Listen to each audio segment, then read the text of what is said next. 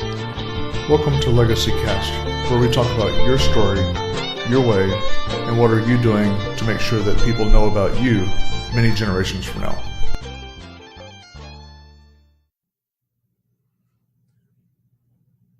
Good afternoon, Legacy Cast listeners. This is your host, James Snow, with the Legacy Cast program. And I'd like to welcome my friend here.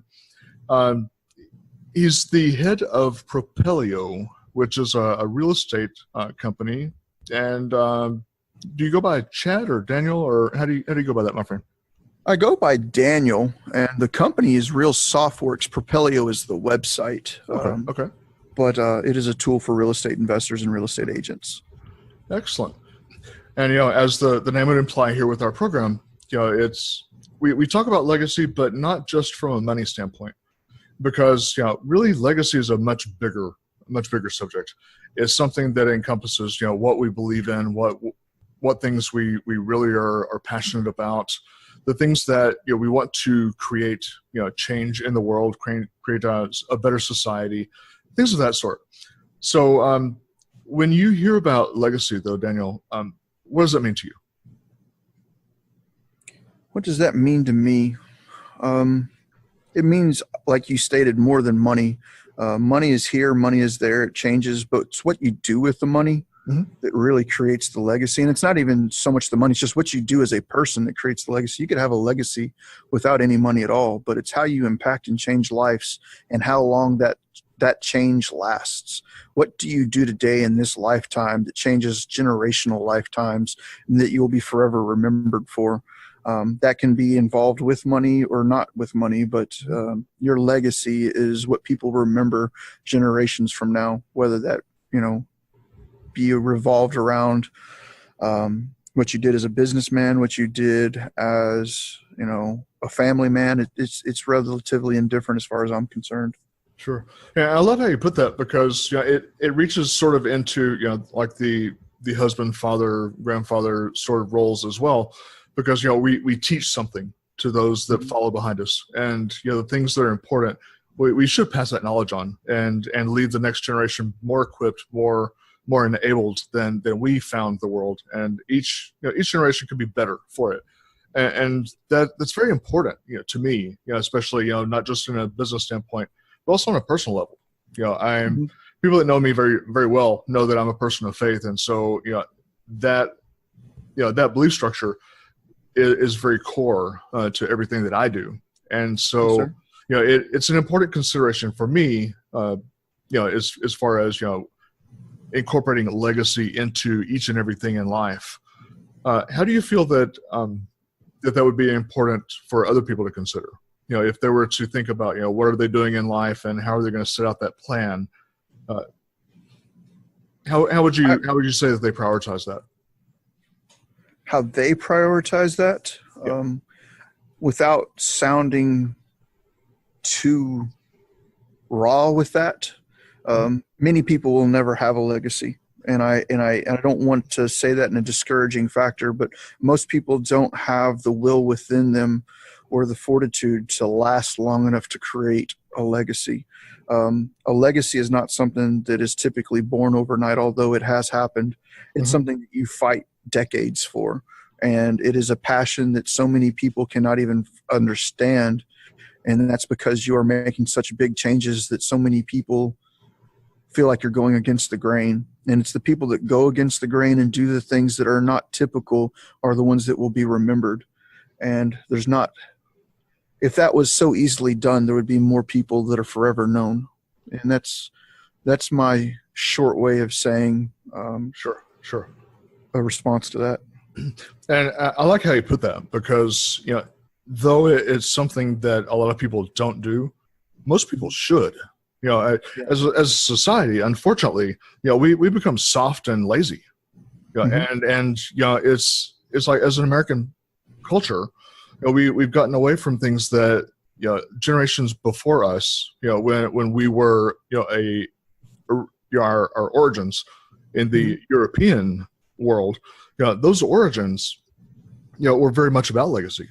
But here, legacy meant everything. Yeah. And we were taught to aspire and grow towards a legacy. And That is something I think that has been lost in, I don't know how many decades, but it is something that has definitely been pulled away from. We have been taught to be a working class of employees, and sorry, but a working class of employees do not create legacies. True. We've lost the entrepreneurial spirit within the classroom, within the school system, Right. and that reflects upon our society as a whole. I 100% agree with you, man. It's something that unfortunately has weakened us as a people, and that partly is why I created this program to begin with. Is really talking about that, and why I'm in business doing what I do is because of that. It's to get people, basically slap them across the head and wake them up, make them realize, this is something that you should be doing, and if you're not doing it, you're an idiot. It's something that really you just have to get. You have to get down and dirty. Get gritty with it. And it means a lot to me. And me too. And I think that's why when we had met in the past that we hit it off so well, and why I wanted you on the program is because your viewpoints are something people need to hear. And I appreciate that. That's why I love that you're here with me today. If you're looking at your business and the future of your business, from its different aspects, because I know you have several different irons in the fire, if you will. If you're looking at that from a CEO standpoint, what would you say the few things are that maybe keep you up at night, that you sort of worry about, that you really just need to get done? Oh man, that is a loaded question. I tend to sleep sporadically. I don't often get good rest, which is a problem for me. I'm working towards solving. But the things that keep me up at night are 10 years down the road problems. I don't live in today. If I lived in today, many people would consider me to be a success from the outside looking in. But I look so far into the future on a daily basis that all I can see is that I have not achieved that decade-long goal. Right. And I'm always looking for the path to get to that next 10 years. I'm an ambitious person. I rarely am satisfied with where I am at today. What I want tomorrow, once achieved, just becomes the thing that I achieved, and the new thing for tomorrow becomes the new reality for me. So I'm always looking in the future, but that is a curse as well as a ambitious benefit. Mm-hmm. But I spend most of my time looking into the future and deciding what problems am I going to hit 5 years from now? What problem am I going to hit a year from now? What problem am I going to hit 10 years from now? What do I do to solve that? And how do I better serve the people that count on me for the vision that we are building here? Sure. And that's definitely how people should be. It's not just living in the now. Yes, enjoy the present because it's a gift. But at the same time, don't get lazy and comfortable just living in the present. You have to look down the road, and 10 years, 15 years, 20 years is how you have to do it. Because the things, if we just look at short changes, we're not going to be able to make that long-term growth. And we really have to look at that big picture, 30,000 foot view, if you will, to where we're looking at stuff, 10 years at least down the road, as you put it. And if you're not preparing for that decade-long shift, then you're going to show up a decade later with no idea what you were deciding to do. You're going to live life from a day-to-day standpoint, and it's hard to create everlasting change on a day-to-day schedule. I look so far into the future, and I picture what my future would be, and then I surround myself with the people that are able to make that happen. Sure. And like the analogy goes, we're the sum of the parts of the 5 or 6 people that we surround ourselves with. I believe in that wholeheartedly. We definitely have to be very particular, who we let into that innermost circle. So when people are creating a strategy, or should be, do you believe that's important that they really do incorporate, both on a personal and business level for themselves? I think it really depends on what your goal is, what you want that legacy to be, and what you want you to be remembered by. I just recently read a book by Gary Keller, and I believe strongly in it. It's The One Thing, written by Gary Keller. And one of the small tidbits I took from that book, and just to take a pause before I complete that statement, if you are not reading on a regular basis to absorb the knowledge from those that have laid paths before you, you're doing yourself a disservice, because you can cut out so much so much struggle just by adopting and learning what other people have done successfully. But through reading Gary Keller's book, The One Thing, a big nugget that I pulled out of that might seem trivial to some, but for somebody in my position that has done what I've done for so long, one of the things that Gary talks about is balance in life between your spiritual, your physical, your mental, your financial. And I have lived a long time outside of balance. All of my efforts had been put towards work. I am a new father. My daughter's close to 2 years old now, and I've been learning to adapt and transition and create a little bit of balance there. But one of the things that Gary Keller said in his book is that balance in life is a fallacy if you ever expect to achieve great things. He said that does not mean that you should not seek out a well-rounded house, but to truly achieve great things, you must live on bouncing back and forth across the line. Let's say the line in the middle is your happy medium. That's where everything in your life is balanced.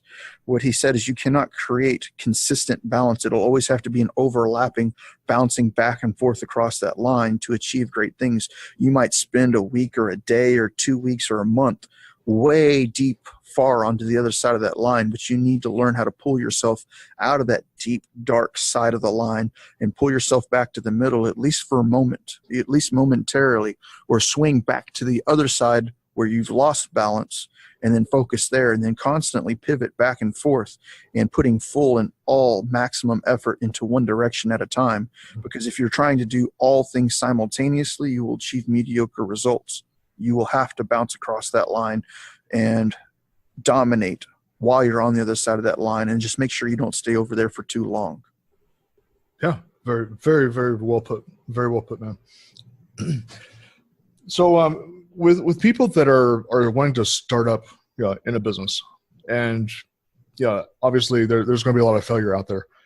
What do you think the number one reason is that people do fail or just give up when they're doing that? What the traditional answer to that question would be statistically shown is people fail to capitalize. They fail to meet a product market match that makes sense and is profitable. That was not my answer, though. My answer is going to be based upon where I saw my own failures and where I struggled. One of my biggest problems with starting a business is I entered into a business trying to create a white-collar business with a blue-collar mindset. And the blue-collar mindset is, every dollar I save is a dollar earned, and I can appreciate that and I respect that. But at the same time, I applied that to employment and through my business itself, as in I was trying to do everything myself, therefore saving the money. If I don't hire that person, I can save $40,000 a year. If I don't hire that person, I could save another $80,000 a year. And I did everything by myself for so long. I flew solo. And although I maintained growth, I hit a point where I capped where I could no longer grow. And that's because there was only so much of me that could be done well and efficiently. And I resisted employment for a long time, almost to the point of bankruptcy. It wasn't until that I learned everything that I was doing wrong. I needed to learn how to build teams. I saw other successful people around me succeed at a far faster rate than I, and it was all because of their ability to structure and maintain a team, create systems, automation, and they were able to create a life of abundance that I respected. And at the point in time, I finally realized the flaw in my do-it-all-myself mentality was I able to actually start growing beyond a capacity of what I could produce myself. Yeah, and that's something even myself that I struggle with is I have that sort of controlling streak in me that people that know me well know that I don't want to take my hand off the wheel, and so it's hard as a business owner sometimes to take your hand off the wheel and delegate that stuff, because it really is it's not that other people can't do it. It's just you just don't want to let go of it, and you really should, because it's going to cost you a lot. That's an extremely good point. And for me, one of my mentors sat me down and they said something along the lines of, No one can do everything you do as well as you do it, but there are thousands of people that can do one of those things better than you could ever do it. And he said you need to find those people that can not necessarily do everything you do, but do one of those things you do far better than you, and start hiring those people, and then let that be their entire focus, and that will allow you to scale. He added to that a story that I wasn't prepared to tell, but I'm probably going to butcher in the attempt to say it. But he said something along the lines of, there was a CEO of a very large Fortune 500 company sitting down in his corner office, and he had a small board meeting with his CFO and a few other people. And the CFO brought up an idea, and he said, there is a training that we could put all of our employees through that would train them on everything that they would need to do to run this company. And if we do that, we could essentially retire ourselves and let our employees run the company. And the CEO's response to that was, well, then what value do we bring? What if we train all these people how to run this company, and they A, either take it over from us, or B, turn into our competition? And the CFO's response to that question was, well, what if we train them all and they decide to stay? How would that affect this business? And that was the mindset that he had to put me into as a mentor, is shifting me from thinking that everything I know is such guarded material that no one else could have it and survive, to being abundant with that mental capacity and allowing everybody else to thrive with you. Sure. And I love that analogy. Daniel. So if you're in the mentoring thought process here, if you're to be mentoring someone and pointing out some roadblocks that you'd advise a new entrepreneur to watch out for, what roadblocks kind of pop to mind here? Since it is probably the number one issue that most entrepreneurs have, that being the ability to capitalize, let me speak on that. Sure. Because for whatever reason it might be, capitalizing a company has never been an issue I've had. I've been very grateful to surround myself within networks of high net worth individuals that believe in my vision. I am good at conveying my vision. I am good at building a team around that vision. And that attracts, my track record of accomplishments attracts that capital. If you are entering a business, you need to make sure you have a good product market fit. Find something that somebody else has failed to dominate at or is currently dominating at, but you have a way to do it better. Figure out what that is. Make sure that it is something that can be bought, sold, traded, and then build that vision around it, build the business plan around it, fill out a proof of concept, and always ask for money before you need it. At no point in time should you wait till you need it to ask for it. It's like the guy that's single at the bar that can never get a girlfriend. They can smell the desperation. They can smell the need, the want. And the moment that you want it or need it will be the time that it becomes the most difficult to get. Always prepare to capitalize and stay capitalized on a consistent and current basis. Now, if you have issues with not being inside of the right circle of people, that goes back to a statement you made earlier, and you surround yourself with the same people that are going and or want to be in the same spot as you, and then seek mentors from people that have already made it to where you want to go. Inject yourself into those circles, find out who they are, and start associating and becoming around those people. If they believe in you, they see you, you don't even need to ask them for money. They will know what you're trying to do, and in the moment arises, they will be there to help you. Wow, that's some serious nuggets you just dropped there, my friend. And I just love what you're throwing out here, because that really is something that people are afraid to do. They're afraid to go out and ask for that money. It's this mindset of I don't want to get into debt, but not to steal a term from a friend of mine, debt does deals. It does. If you know how to work it right, you're going to be able to get ahead because of leveraging that. And you don't want to wait, like you said, you don't want to wait until the last minute, because it's like chumming the water and the sharks start coming around. They smell it, and you're absolutely spot on. You always want to ask for it when you don't need it. And for those listeners out there that are just getting started and or don't have that inner circle of high net worth individuals, neither did I. I did not start out with anything close to a good launching pad. So I learned the hard way. And what I need to make sure that anybody that's listening can, whether they believe it or not, you need to at least be open to the idea. There is a lot of money in this world, and there's a lot of this money in this world looking for a place to be put. If you can create a vision and instill confidence in those people, to you, $1 million might seem like a lot of money. $5 million might seem like a lot of money, but there are people, and there are plenty of these people, they're not rare, that have 35, 40, $50 million available to them. Mm-hmm. And dropping $500,000 on your idea is a gamble to them, but a gamble that they're willing to bet on because of your confidence and vision.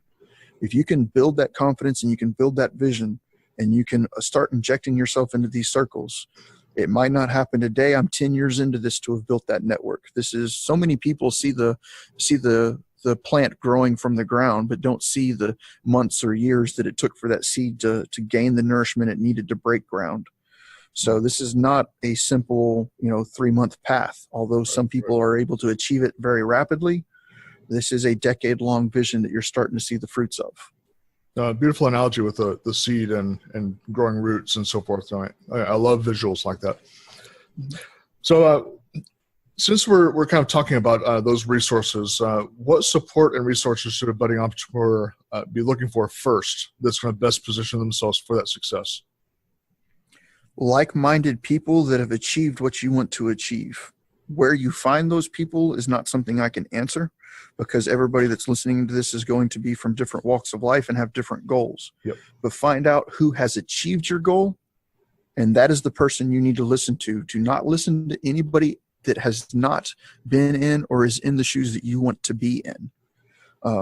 That means don't take investing advice from your broke neighbor. Don't take business advice from somebody that's never ran a business. Now, I'm not saying that these people are stupid, but you need to take into consideration what they are saying and what their experience is. And if their experience does not directly relate to where you want to be, and not even so much somebody that has been in business before, that does not qualify. They need to have ran a successful business, because although you can learn from their failures, and it is something that you should definitely do, you should find the people that have successfully done what you wanted and see if they would be willing to drop you a roadmap to follow them. Sure. It's the fastest way to get where you want to go. And I found, actually, Daniel, that a lot of the people that are successful in the world, they want to share that. It's not that they're wanting to hoard that knowledge. They would love to be able to mentor somebody, and give them 2, 3, 4 pieces of valuable information that they can go away from. Just ask.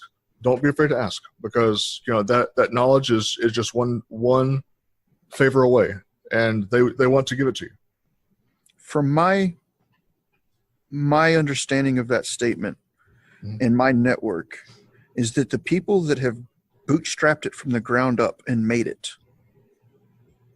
have typically achieved that through an abundance mindset.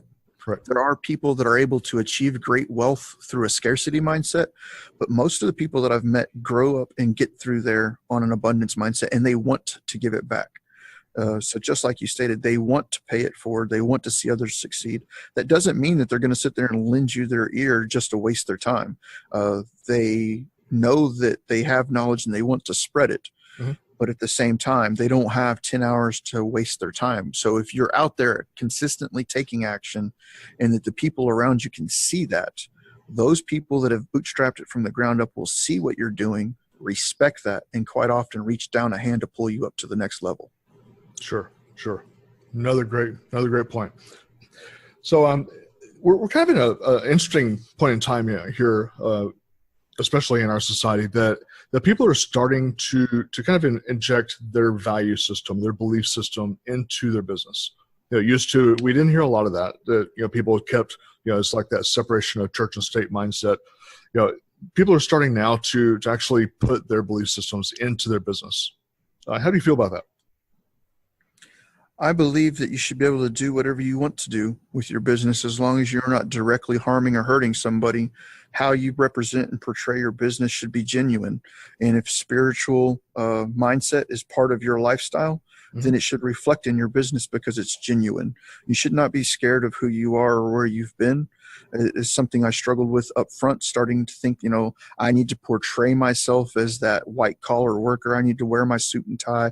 I need to do this. I need to do that. But it didn't come across as genuine because that's not who I am. I am very much like a baseball hat and shorts kind of guy. And that is where I express my comfort. And for the people that follow me, they see that, they understand that, and I'm genuine to them, and I create a true following behind that. Excellent. Excellent. Good answer. So what's something that you probably should have done earlier in life you did not do that you've since learned was important? Utilize other people's time. I was very good up front with gaining my own knowledge and sourcing other people's money. I was not good at using other people's time. So some of the biggest things that I failed at up front was not properly utilizing other people's time, failing to go bigger faster. If you truly want to gain wealth, you need to bite off far more than you can chew and learn how to swallow it before it chokes you. If you want to achieve rapid wealth, you need to be very comfortable with moving forward on big projects that you might not be comfortable in. My background is a real estate investor. I started out doing single family homes. I stayed doing single family homes for a long time. It wasn't until a mentor of mine, Mr. Will Crozier, drilled it into my head that you need to add another zero. And until you add another zero, you won't see another zero on your balance sheet. After finally accepting that and moving forward, I knocked down one of the largest transactions I'd ever done before at that point in time. It was a large commercial office warehouse place. And that immediately, the day I bought it, added another zero to my net worth. After seeing how easy it was to do that and kicking myself in the rear for not utilizing going bigger, faster, sooner, it was at that point in time that I realized and I scaled up and gained considerable wealth over a very short period of time. Excellent. Excellent. So for a few minutes here, I'd like to kind of focus on maybe a little bit more of a personal leaning to the questions, if that's all right.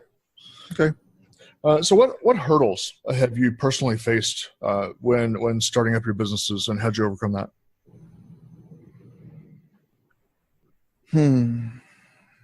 So starting out, there was zero money. That was a hurdle that I resolved through 90-hour weeks and doing it all myself. But where I failed was, instead of capitalizing and then hiring, I capitalized and just continued to do it by myself. Another hurdle that I'd have to say that deterred my growth path for a long time was choosing the wrong mentor. Not only do you need a mentor, you need a right mentor. And that's why I tried to address that you need to make sure you take advice from somebody that is who you want to be. And I was taking advice from traveling salesmen offering training. And those traveling salesmen were not what I wanted to be. I did not want to be a traveling salesman. I wanted to be a successful real estate investor.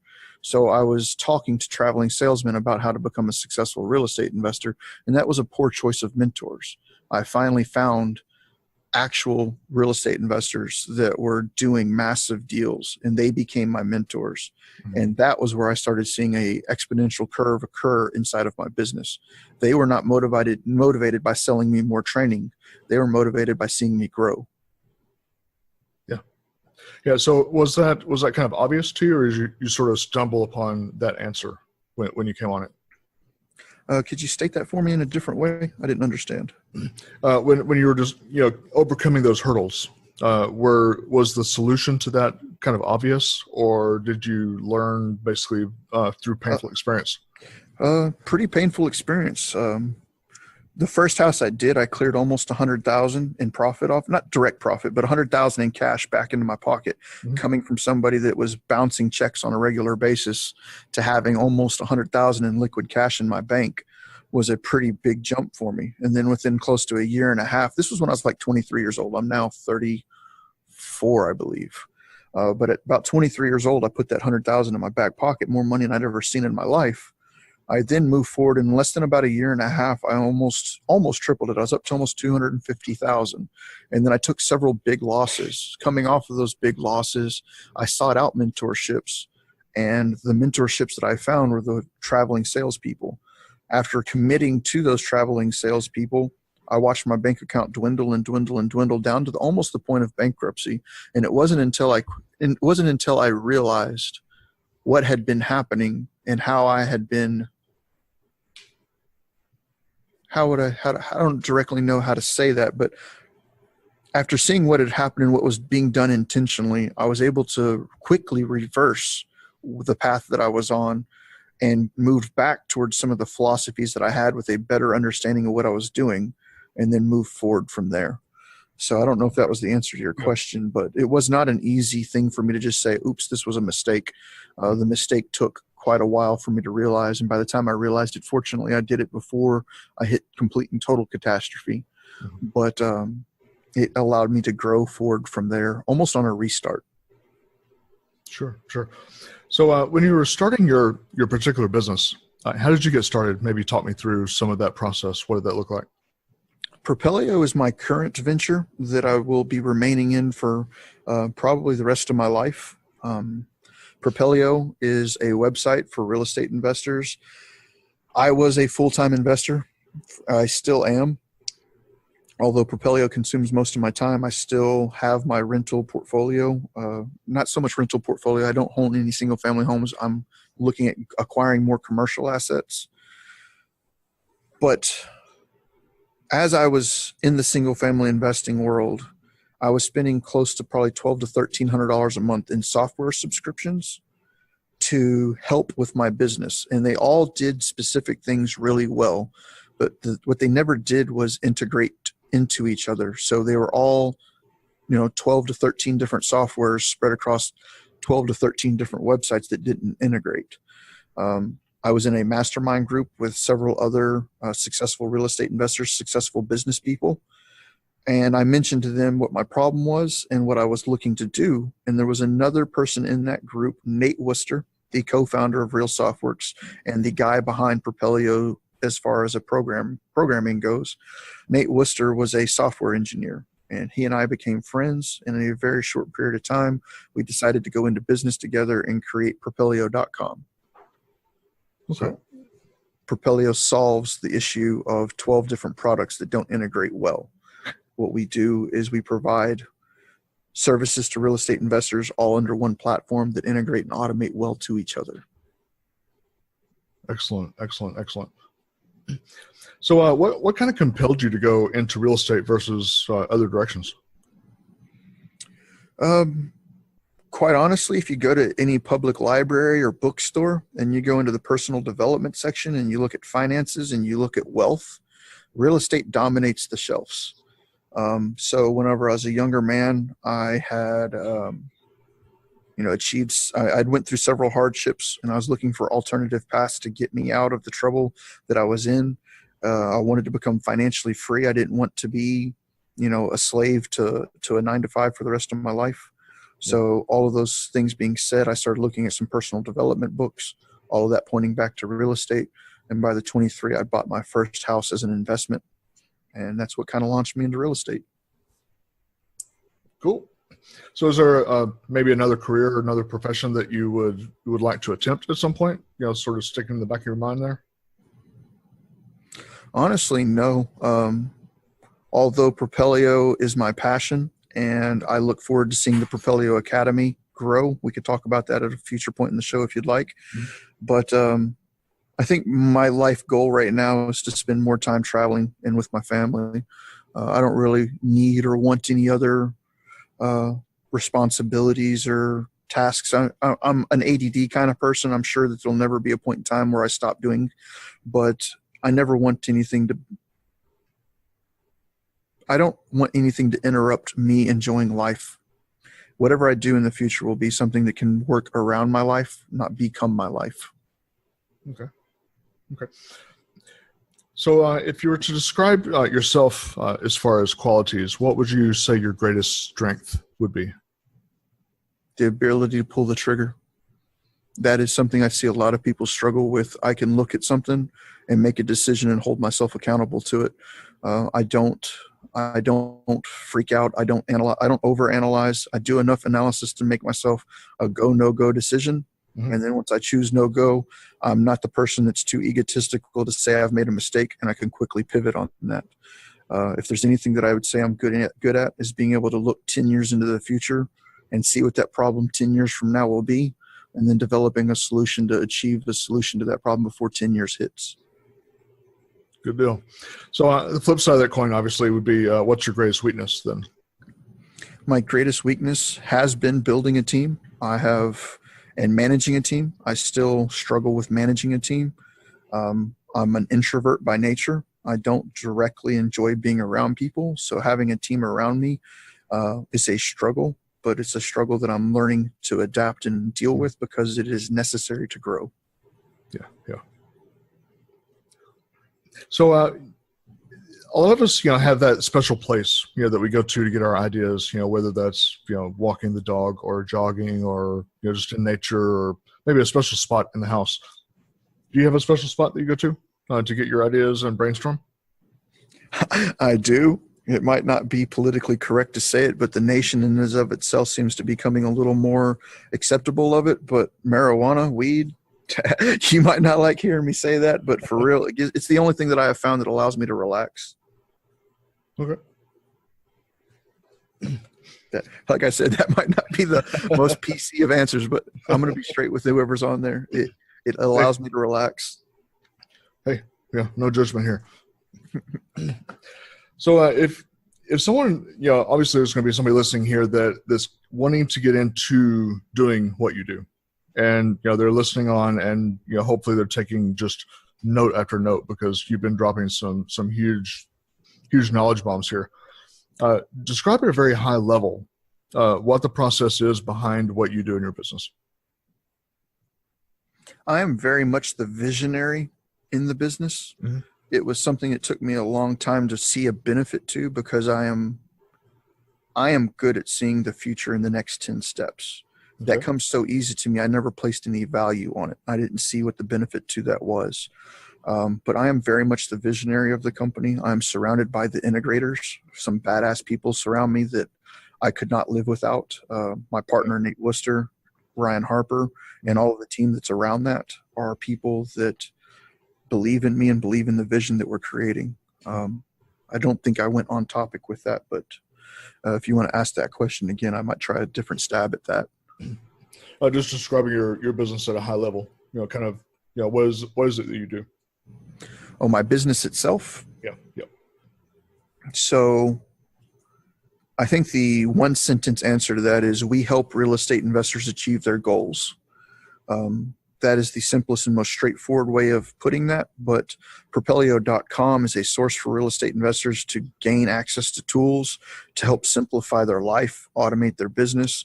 And with the release of the Propelio Academy, we're also adding on the knowledge base to that. So an uneducated person could go to Propelio.com, gain an investment in knowledge.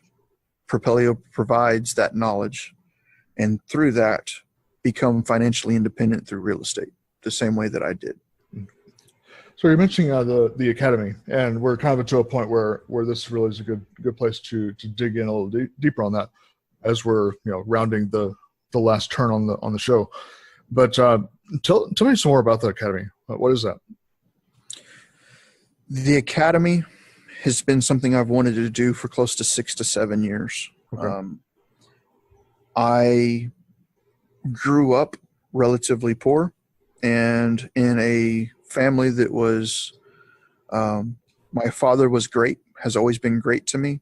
But the overall family itself has had issues with drugs and alcohol, and, those types of problems. As I became more and more successful, I saw more and more of my friends asking me, how did you do that? What did you do? Can you help me? Can you show me this? Can you show me that? Mm-hmm. And that spawned the desire to create a system that was nonprofit, essentially free, to give a financial education to people that would otherwise be unable to purchase it. We have a lot of traveling salesmen, like I mentioned earlier, that's desire and goal is to remove and separate as much of your money from you as possible. Right. That is not what the Academy is. What the Academy is a resource that we have as a company invested a considerable amount of money into to provide a financial education to anybody that wants one. I don't believe that your financial education should be predicated on how much money is available to you to purchase a financial education. I believe a financial education is something that should be a right to all people. And for us to do that for free and provide that financial education to anybody that wants one is a goal of mine and something that I feel will be well received within the community. Yeah, I totally agree with you there, because there's so much bad information that's out there. It's part of what I lovingly call the big lie. It's our teachers or our family members, neighbors, coaches, professors in school. They all want to give you that what you could call water cooler advice. But as you mentioned, the broke neighbor that's trying to tell you what to do, and it's just a bunch of hogwash. It's just a bunch of bad information. And so having a place that somebody could go to for good, solid, truthful information, factual information, and just dump it right there for you to be able to digest would be huge. It would be huge. So to add on to that, you're talking about like the broke neighbor or the the work cooler advice. The people that I'm putting into the Academy are not professional mentors. They're not professional trainers. They're not traveling salesmen. They're none of the above. They are active, invested individuals that are readily doing this on a day-to-day basis. Some of the instructors that I have in the Academy are people that you might look at and not necessarily understand who they are or what their background is. But if I take a look at the instructors inside of my Academy, we're looking at probably close to 9 figures plus of net worth just in the trainers that are there on camera doing this for free. So you talked about previously people that have previously bootstrapped and worked their way from the ground up, wanting to pay that back to others. I have some people in there that have a net worth of close to 30 million, other ones with $10 million net worth, $4 million net worth, some people that don't even have that net worth but are well on their path to growing it, all paying that forward. So the people that I have put onto this stage are people that you can trust, have done it, know what's going on, and are there to benefit you. Outstanding. That's something I certainly want to keep my eyes out for, and everybody listening to the program should certainly do that as well. So the last official question for you, Daniel. Tell me something about you that almost nobody knows. Kind of that secret trivia thing. What does nobody know about you that's true? That would have been easier to answer a week ago, but on Tuesday of last week, I stood on a stage of close to 300 people, and I opened the floodgates of truth. I let it all out on the line. So what I didn't say then is hard to figure out today, but I do come from a relatively different background than your average person. I don't want to say that I had a rough childhood or that I had a different childhood. It was just different than your normal childhood. I grew up being taught a poor mentality, and that was no discredit to anyone.